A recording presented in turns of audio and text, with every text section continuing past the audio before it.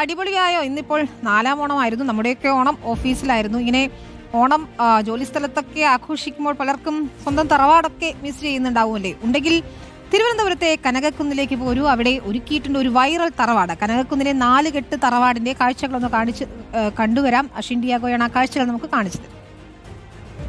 ഓണത്തിന് തറവാട് മിസ് ചെയ്യുന്നുണ്ടോ? തിരുവനന്തപുരത്തുണ്ടെങ്കിൽ കനകക്കുന്നിലേക്ക് പോര്. ഇവിടെയുണ്ട് ഒരു വൈറൽ തറവാട്.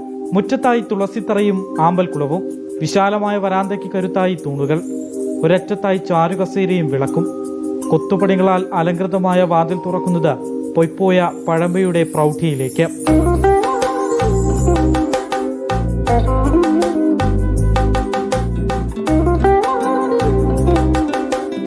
കനകക്കുന്നിലെത്തുന്നവർക്ക് കാഴ്ചയുടെ വേറിട്ട അനുഭവം പകരുന്നു ഈ 4 കെട്ട് തറവാട്. കനകക്കുന്ന് കൊട്ടാരത്തിന് സമീപത്തെ മഞ്ചാടി മരിച്ചുവട്ടിലാണ് തലയെടുപ്പോടെ ഈ തറവാട് ഒരുക്കിയിരിക്കുന്നത്.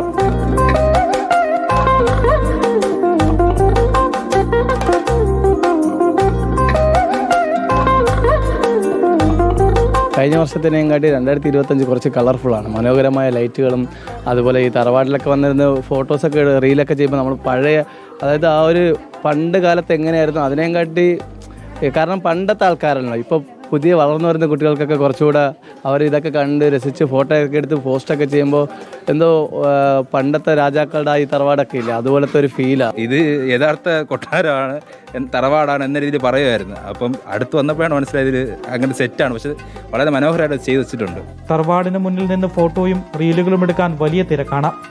പഴയകാല ഓർമ്മകൾ ഓർത്തെടുക്കാനും കുട്ടികളോട് പങ്കുവയ്ക്കാനും ഒരു അവസരം കൂടിയാണിത്.